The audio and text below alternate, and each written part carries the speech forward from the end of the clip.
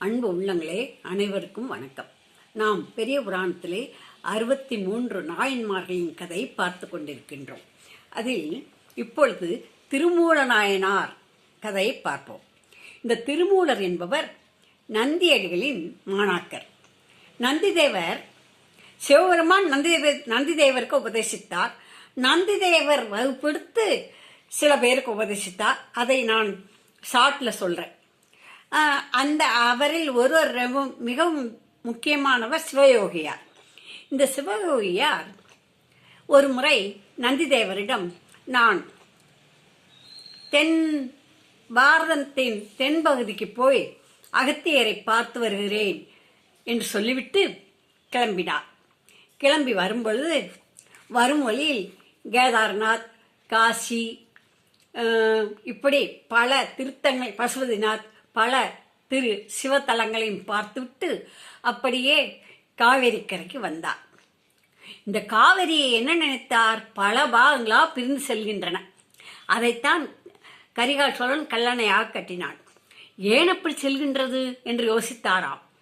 சிவபெருமானுக்கு இந்த வங்கக்கடல், இந்த திருக்கடையூரிலே நஞ்சை கொடுத்ததனால்தான் காவிரி இப்படி பிரிந்து செல்கின்றதோ என்று அவர் எண்ணினாராம். அவர் நம் சிவபெருமானுக்கே நஞ்சை கொடுத்தது, ஆனால் அதற்காக பிரிந்து பாவத்தை போக்கிக் கொண்டது, அவருடைய கோபத்தை போக்கிக் கொண்டது. சரி என்று சொல்லிவிட்டு அந்த காவிரி கரையிலே மூழ்கி எழுந்து திருவாவடுதுறை ஆதீனத்தில் உள்ள திருவாவடுதுறை சிவபெருமானை வணங்கிவிட்டு அப்படியே அந்த காவிரி கரை வழியே கிழக்கே நடந்தார். நடக்கும் வழியிலே அடுத்த சிவன் கோயிலை தரிசிக்க வேண்டும் என்று நினைத்து நடந்தார். அவ்வாறு நடக்கின்ற பொழுது அங்கு பசு கூட்டங்கள் அழுது கொண்டு இருந்தன, தேம்பிக் கொண்டு இருந்தன, கத்தி கத்தி வாளை தூக்கி தூக்கி கதறிக்கொண்டு இருந்தன. ஏன் இது வாளை அடக்கி தூக்கி கதறிக்கொண்டிருக்கின்றன என்று போய் உற்று பார்த்தார். அங்கே அந்த பசு மேய்ப்பவன் இறந்து கிடந்தான். அது அவனுடைய விதிவசம். இறந்து கிடந்தான். பார்த்தார், இத்தனை பசுக்கள் அழுகின்றனவே, இவற்றை நாம் பாதுகாப்பாக வீட்டிற்கு அழைத்து கொண்டு போய் விட்டுவிட வேண்டும். என்ன செய்யலாம் என்று நினைத்தார். என்ன செய்வது? இந்த மூலன், இவன் மூலன் போலும், இந்த மூலன் எழுந்தால்தான் இந்த பசுக்கள் அவரவர் மேய்ந்து விட்டு மாலையில் வீடு போய் சேரும். ஆக இவனை எழுப்ப வேண்டும். நமக்குத்தான் கூடு விட்டு கூடுவாயும் தந்திரம் தெரியுமே. அஷ்ட சித்திகளும் பெற்றவர் அவர். அதனால் நாம் நமது உடம்பை இந்த புல்லில் ஒழித்து வைத்துவிட்டு, புதரில் ஒழித்து வைத்துவிட்டு, இவன் உடலில் புகுந்து இந்த மாடுகளை மேய்ப்போம் என்று அந்த அங்கிருந்த புதருக்குள் தன் உடலை ஒழித்து வைத்துவிட்டு இந்த மூலனுடைய உடலுக்குள் புகுந்தார். எப்படி அருணகிரிநாதர் கிளியின் உடலுக்குள் புகுந்து இந்திரலோகம் சென்று விட்டு வந்தாரோ அதே மாதிரி இவர் இந்த அஷ்டசித்திகள்ல ஒரு சித்தி. அதை என்ன செய்தார்? அந்த கிளியின் உருவத்தில் தான் அருணகிரியார் திருப்புகழ் பாடினார். அதுபோல் இந்த மூலனின் உருவத்தில், அந்த சடலத்தில் இந்த சிவயோகியார் நுழைந்து விட்டார். நுழைந்து எழுந்தார்.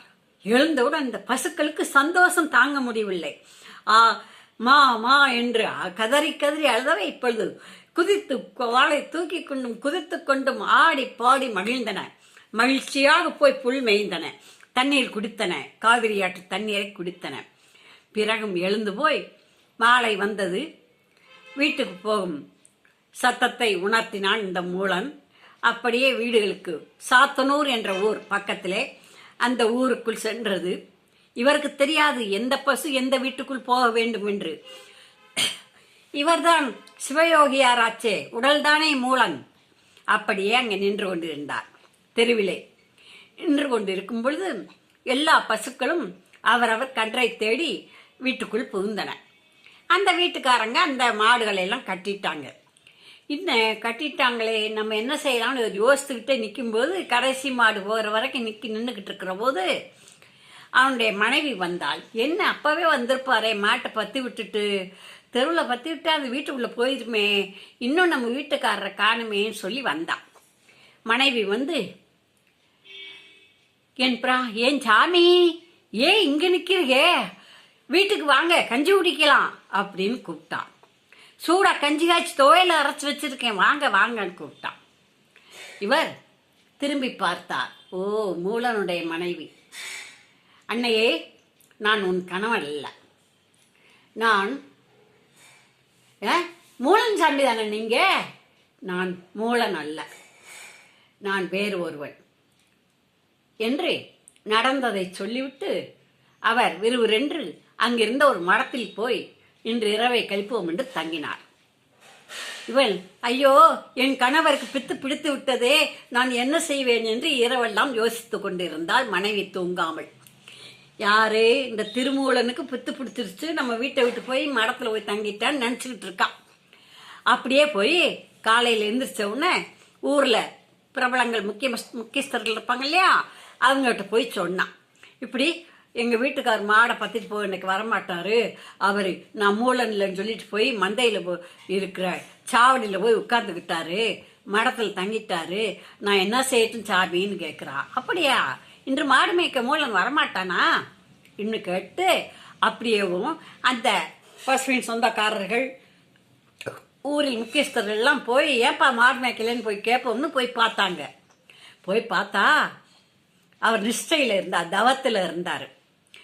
மூலா மூலா மூலான்னு கூப்பிட்டாங்க.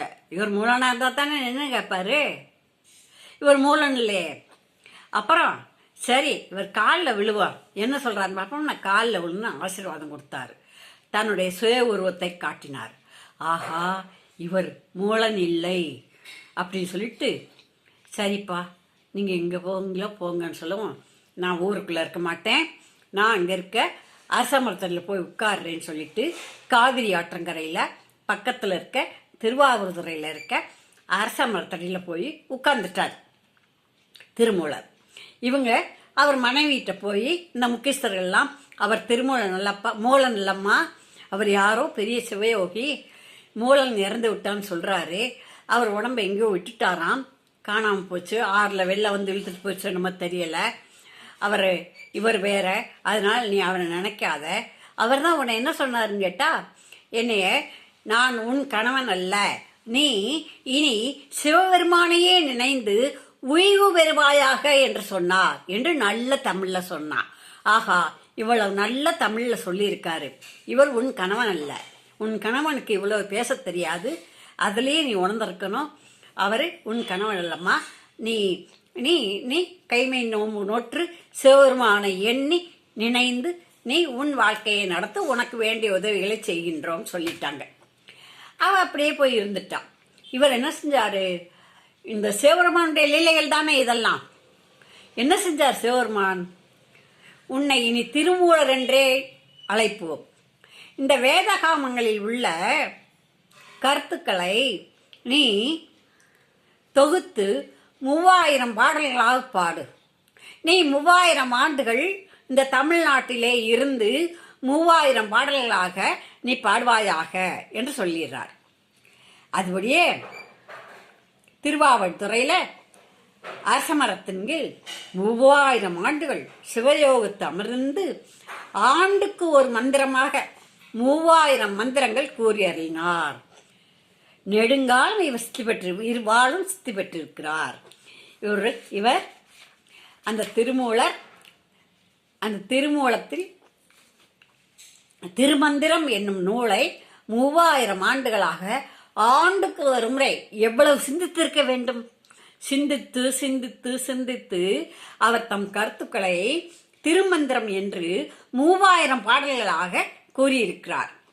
இது நவ ஆகமங்களின் சாரம் 9 தந்திரங்களாக அமைந்துள்ளது.